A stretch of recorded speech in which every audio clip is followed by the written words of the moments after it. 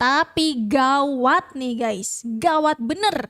Bu Shirley Chowanda, gubernur cantik kita, gubernur Maluku Utara, terancam dilengsarkan. Waduh, ada masalah apa ini guys? Bu Shirley salah apa nih? Coba deh kita tonton videonya dulu ya, yuk guys. Tapi kenyataannya sekarang, dia telah melantik beberapa pejabat itu, justru dia lebih utamakan orang-orang pindahan dari Morotai. Mungkin karena mereka berjasa untuk memenangkan dia di Morotai. Sebenarnya ini sudah satu pelanggaran.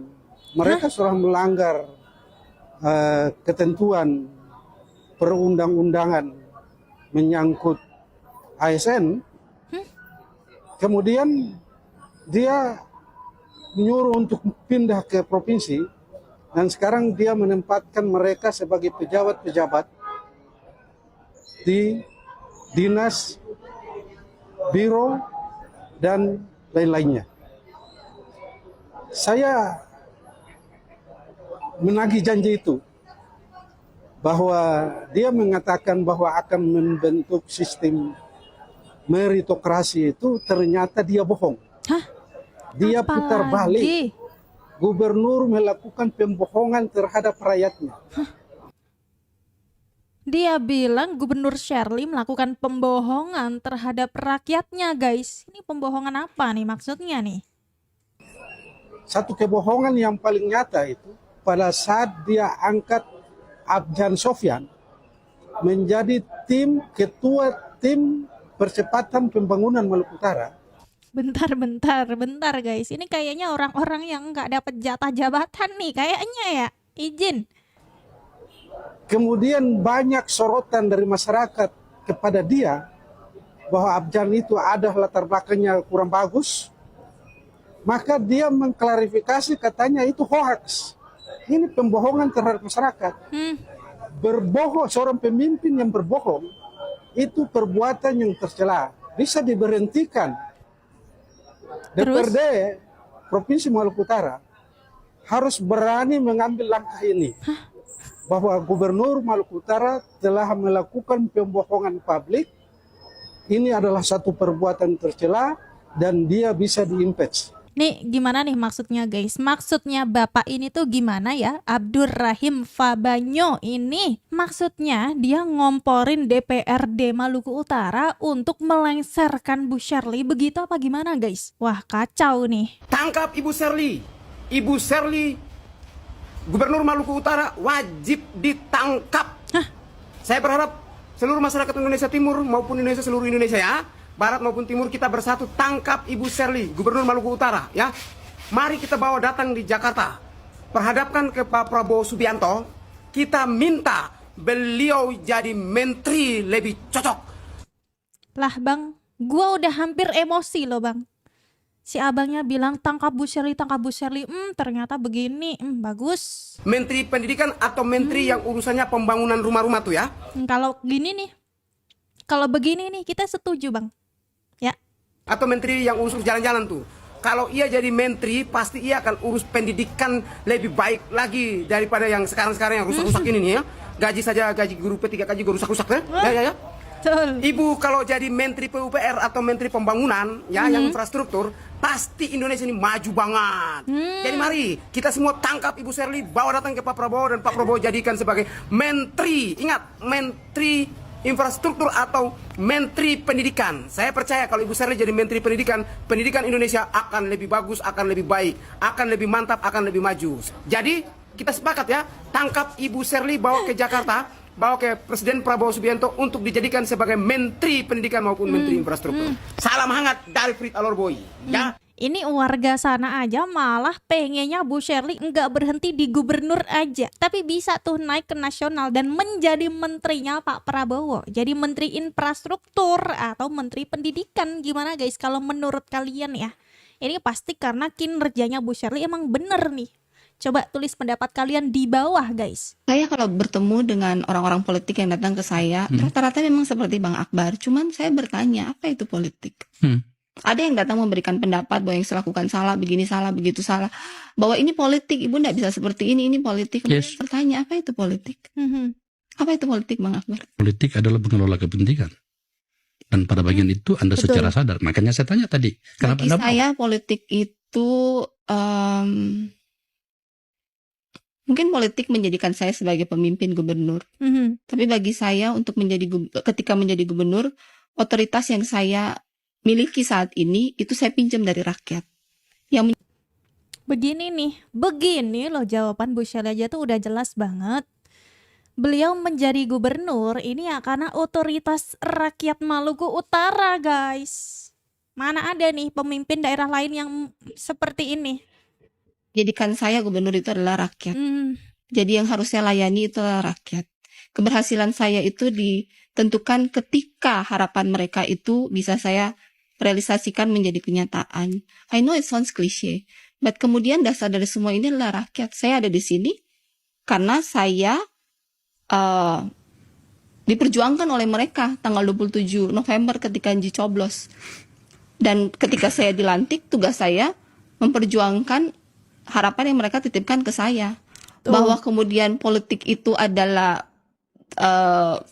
dunia yang membungkus ini, saya belum paham. Beliau bisa menjadi gubernur aja itu juga karena warga Maluku Utara yang memilih beliau, ya makanya beliau ini mengabdikan diri untuk mensejahterakan warga Maluku Utara.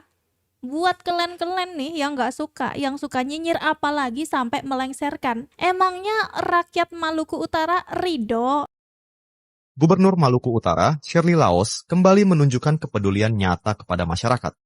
Dalam kunjungan kerjanya ke Kabupaten Halmahera Barat, Senin 8 September 2025, ia turun langsung menyalurkan bantuan sosial dan program pemberdayaan. Disambut hangat Bupati James Uang dan ribuan warga, Shirley memulai agenda di Kecamatan Jailolo dengan meninjau layanan kesehatan gratis, menyerahkan bantuan rumah tidak layak huni, hingga membagikan perlengkapan sekolah untuk siswa. Perjalanan berlanjut ke Desa Gamsungi, Kecamatan Ibu Selatan. Di sana, Gubernur menyerahkan 1.000 paket sembako, alat hortikultura, hingga kompor dan oven bagi warga penerima manfaat. Dalam sambutannya, Shirley menegaskan, bantuan ini bukan seremoni, melainkan wujud nyata komitmen pemerintah mempercepat pembangunan dan meningkatkan taraf hidup masyarakat. Kehadirannya yang hangat dan responsif kembali menegaskan bahwa kepemimpinan sejati bukan hanya di balik meja, tetapi hadir bersama rakyat.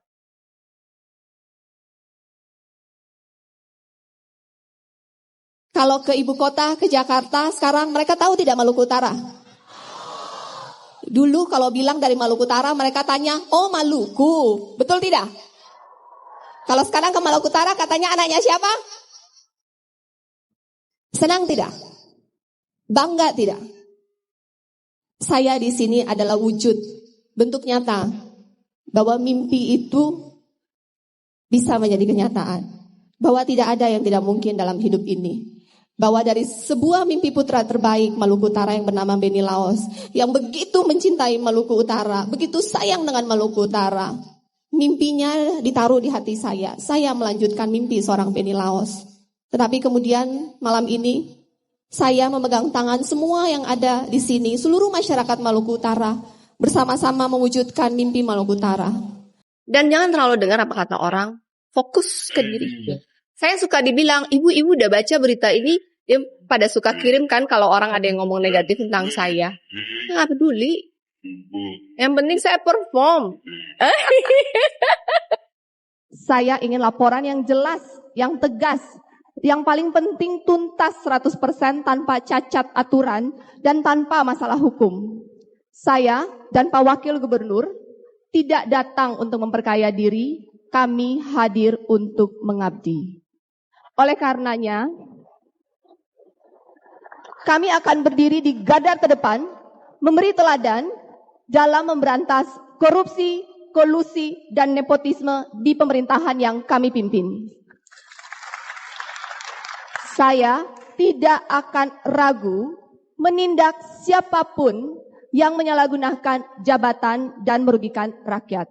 Saya akan pastikan bahwa setiap rupiah dari APBD digunakan untuk kepentingan rakyat, bukan untuk kepentingan segelintir kelompok atau Gimana Bu? perasaannya. Punya anak 1,3 juta. Dan punya 3 anak nih yang diurus nih. Sekarang 1,3 juta, wow. Iya, punya 3 anak aja pusing, punya 1,3 lebih pusing lagi. Gimana tuh? Pada dasarnya perubahan terutama ya pasti lebih sibuk ya, lebih sibuk membagi waktu antara Maluku Utara dan yang di Jakarta.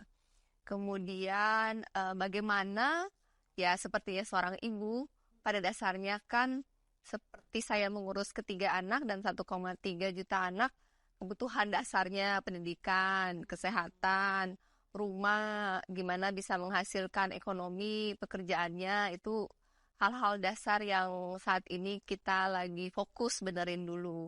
Kemarin dalam 100 hari pertama kan sudah diberesin tuh pendidikan kesehatan gratis. Nah sekarang setelah dasarnya udah gratis, peningkatan pelayanannya masih panjang PR-nya. Pertanyaan pertama saya itu, Mem, Anda merasa sudah jadi pahlawan? Saya tidak pernah merasa menjadi pahlawan.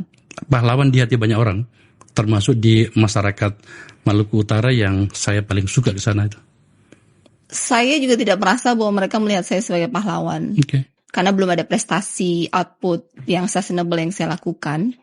Mereka melihat saya sebagai tempat untuk menaruh harapan, untuk membuat kehidupan mereka lebih sejahtera. Anda tidak merasa dimanfaatkan oleh partai-partai politik itu? Dalam hidup ini kita semua saling memanfaatkan. Dengan tujuan kita masing-masing. Benar dan salah, semua orang punya perspektif yang berbeda. Saya kalau bertemu dengan orang-orang politik yang datang ke saya, rata-rata memang seperti Bang Akbar. Cuman saya bertanya, apa itu politik? Ada yang datang memberikan pendapat bahwa yang saya lakukan salah, begini salah, begitu salah. Bahwa ini politik, ibu tidak bisa seperti ini politik. Kemudian saya bertanya, apa itu politik? Apa itu politik, Bang Akbar? Politik adalah pengelola kepentingan. Dan pada bagian itu Anda secara sadar. Makanya saya tanya tadi, kenapa Bagi Anda saya politik itu... mungkin politik menjadikan saya sebagai pemimpin gubernur. Tapi bagi saya untuk ketika menjadi gubernur, otoritas yang saya miliki saat ini itu saya pinjam dari rakyat. Yang menjadikan saya gubernur itu adalah rakyat. Jadi yang harus saya layani itu adalah rakyat.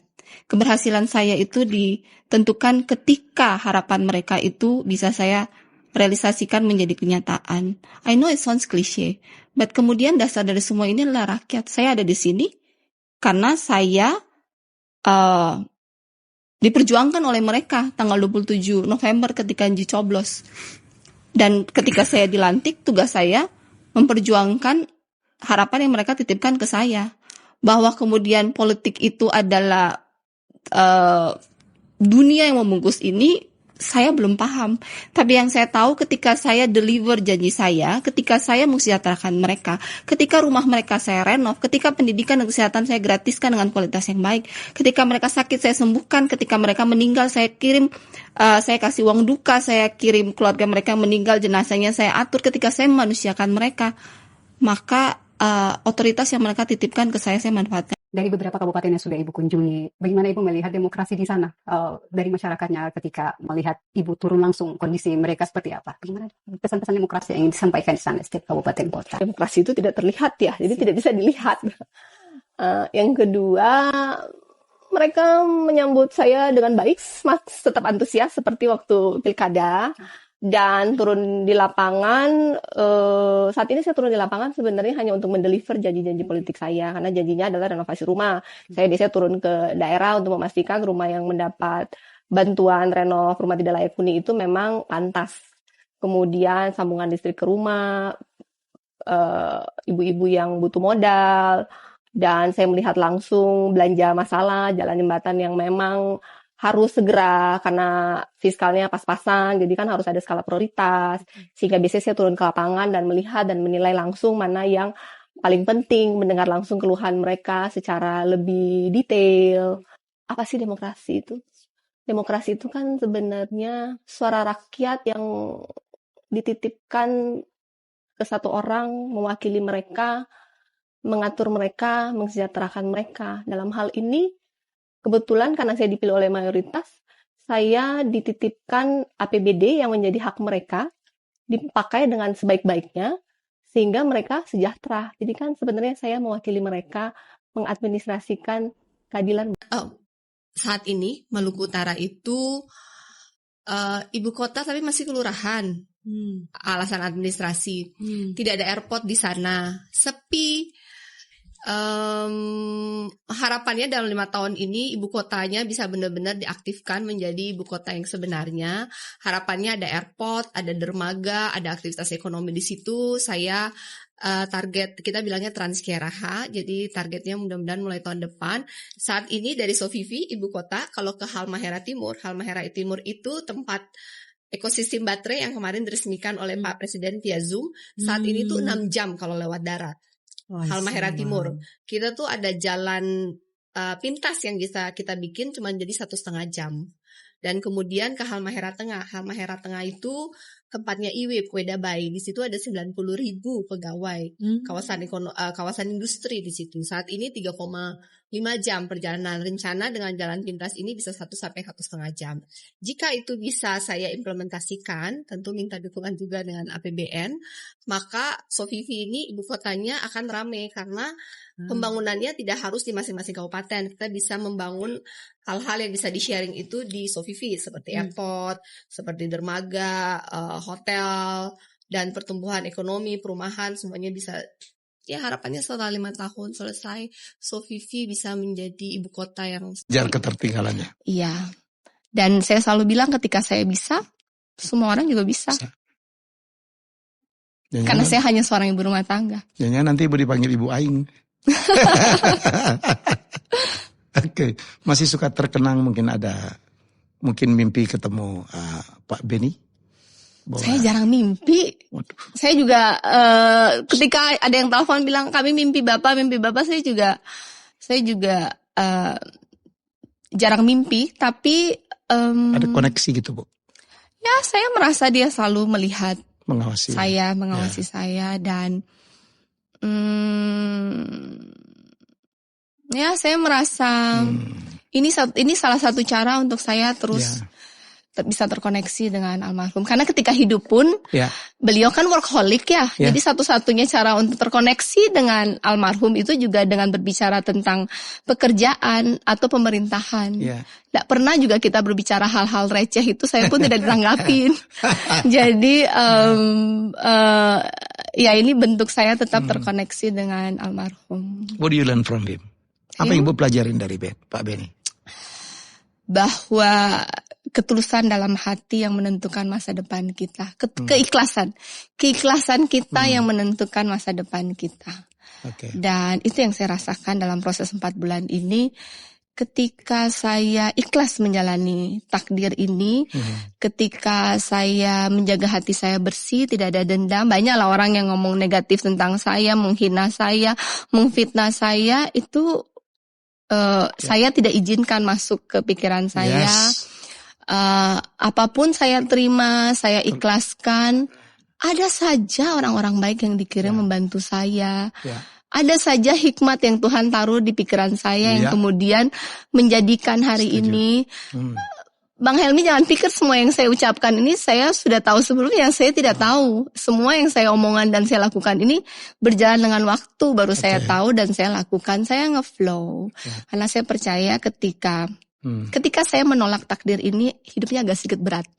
Ketika saya menerima takdir ini, jalanin aja.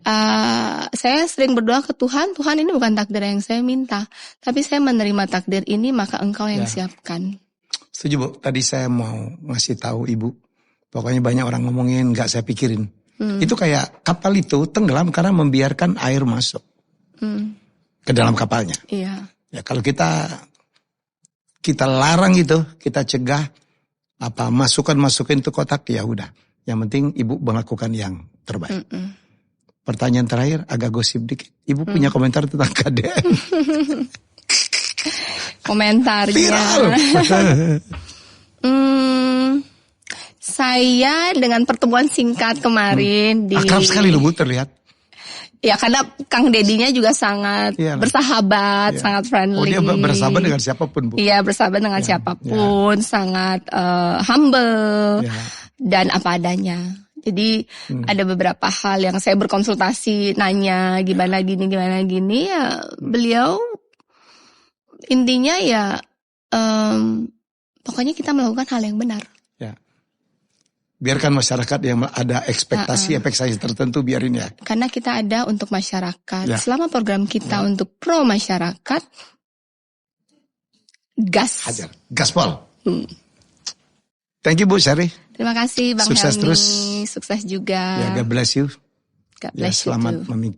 memimpin Maluku Utara. Saya senang karena sekarang muncul pemimpin-pemimpin yang hebat, yang memikirkan rakyatnya, yang punya visi gitu. Saya tahu tidak gampang memimpin di Maluku Utara. Ya. Ya, jadi tapi dengan potensi yang luar biasa.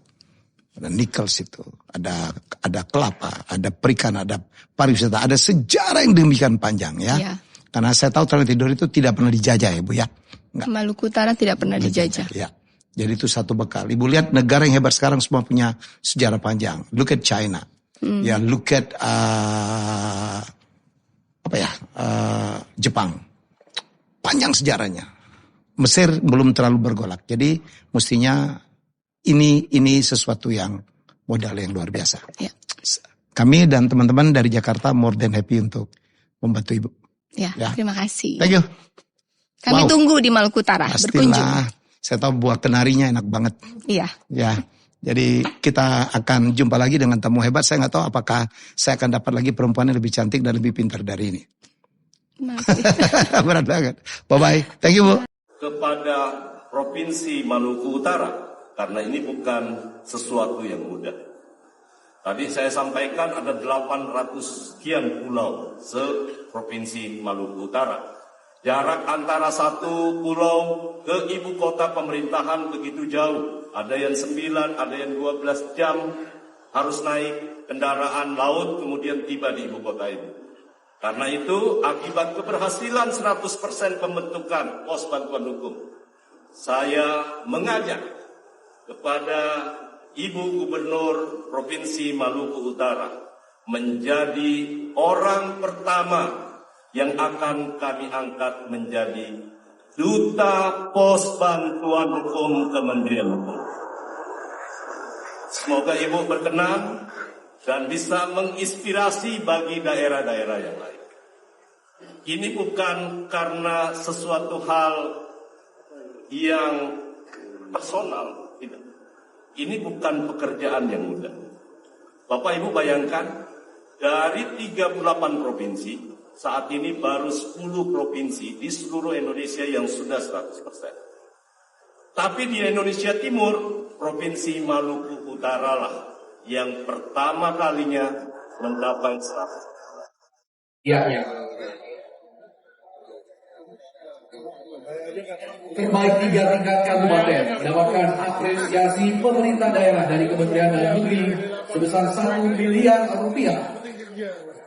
Kemudian, terbaik kedua tingkat kabupaten mendapatkan apresiasi pemerintah daerah Kementerian Dalam Negeri sebesar 2 miliar rupiah. Kemudian, terbaik pertama tingkat kabupaten mendapatkan apresiasi pemerintah daerah dari Kementerian Dalam Negeri sebesar 3 miliar rupiah. Pemenang tingkat provinsi mendapatkan apresiasi pemerintah daerah dari Kementerian Dalam Negeri sebesar 3 miliar rupiah. Dan kemudian pemenang tingkat kota mendapatkan apresiasi pemerintah daerah dari Kementerian Dalam Negeri sebesar 3 miliar rupiah. Kami persilakan untuk Bapak berfoto bersama, kita hitung 1, 2, 3. Terima kasih kepada Bapak Ahmad Sirait serta seluruh penerima penghargaan. Kami persilakan untuk kembali menempati tempat yang telah disediakan.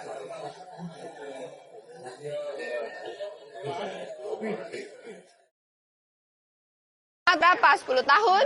20 tahun lebih. 20 tahun. Tadi kalau ombak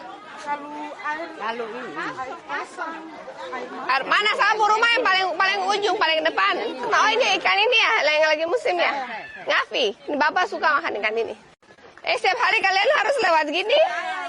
Berarti keseimbangannya paripurna dong. Bayangin ya, kamu lihat keliling ya. Setiap hari mereka tinggal di suasana seperti ini selama 20 tahun. Kalau hujan, basah, ombak, panas, kepanasan, nggak higienis, gitulah. Ini yang punya rumah. Bapak siapa? Abdullah. Abdullah, nelayan. Saya. Ibu Kartini Hussein. Sudah tinggal sini berapa tahun? 10 tahun. 20. Kenapa bangun di atas laut? Tidak ada kita lahan. Jadi bangun di atas laut. Saya. Ada anak berapa? 3. Kalau kasih pindah rumah semua ke Dara mau? Mau. Tapi ini kan besar. Saya. Kalau ke Dara kan mungkin nggak bisa terlalu besar ya. Nggak apa-apa. Yang penting di Dara. Saya. Kamar mandi. Itu kamar mandi. Mana? Kalau mandi airnya dari mana? Air pam. Ini kamar mandinya. Buat langsung ke bawah. Buang air besar kah buang air kecil? Pegangannya di mana? Langsung ke bawah. Baru nanti anak-anak berenang di sini lagi. Apa? Mau bantu ini dari anak saya. Apa? Laptop. Laptop. Anaknya sekolah di mana? Kursus. Di mana? Di Ternate. Di Ternate. Kursus apa? Komputer. Kasih dia punya nomor. Kita ketemu dulu dengan dia. Saya nanti. Terus ini dijemur ya? Saya ini jemur dulu kemarin. Kalau ombak hujan, ibu kemana? Ombak, hujan, sini sudah basah. Iya sudah yang penting kan di sini tuh jangan lari. Iya, atau mau lari di mana ibu? Itu ke rumah sudah jam begini. Jadi tidak. Itu apa? Cukup kepala. Kelapa ibu. Cukup pakai apa? Kepalanya di depan. Kalau dapat kelapa kan cukup. Sudah itu. Halo. Dong tanya ibu tapi ibu tidak. Mau tinggal di laut kah di darat? Mau tinggal di laut kah di darat? Ibu. Mau tinggal di laut kah di darat? Dara boleh ibu. Boleh. Ya. Nanti boleh saran. Boleh saran. Iya. Maksudnya kalau dipindahkan maksudnya lokasinya dekat dengan laut ibu. Iya, dekat dengan laut. Dekat nelayan. Oke.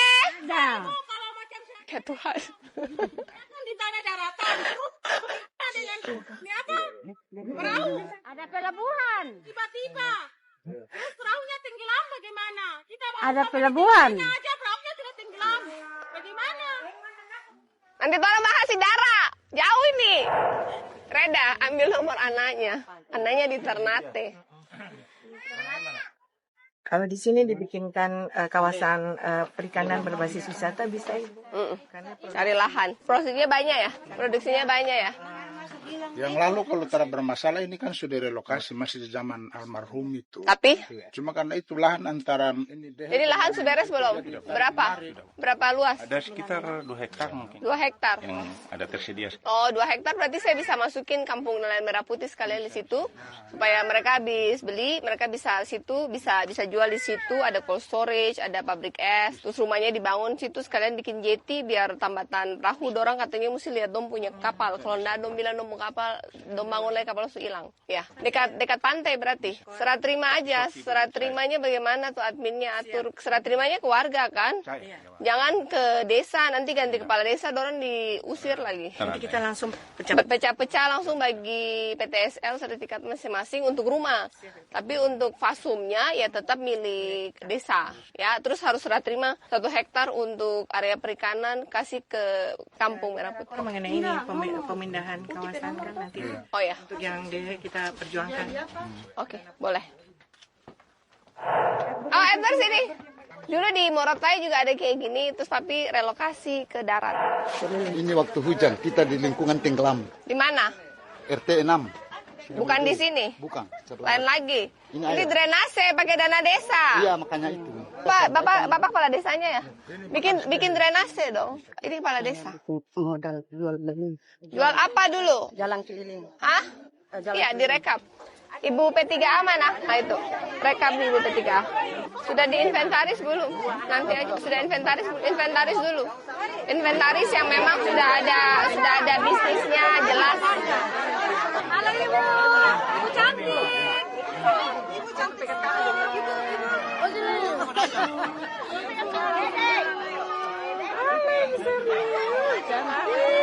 Ibu langsung masuk.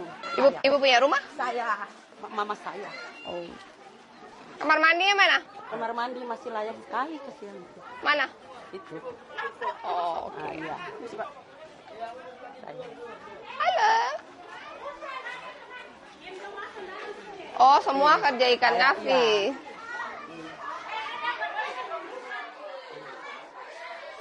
Ini masih bagus kok. Ya, tapi kesian Tuhan, tidak ada. Apa sedikit pun tidak ada. Ini ibunya ini. Halo, Oma. Iya. Oh, nah lihat. Operasi katarak ini. Saya. Ini DJ Lolo, Sidangoli, Halu. Halu tuh ada akhir November, operasi katarak lagi nanti kalau misalnya mau ya. Tapi jauh ya, Halu jauh ya. Mau operasi mata biar bisa lihat. Ini caci operasi. Ini. Iya, harus operasi lagi, abu-abu warnanya. Yang ini kayaknya sudah nggak bisa. Ini tak bisa. Oh iya, oke. Bisa jalan.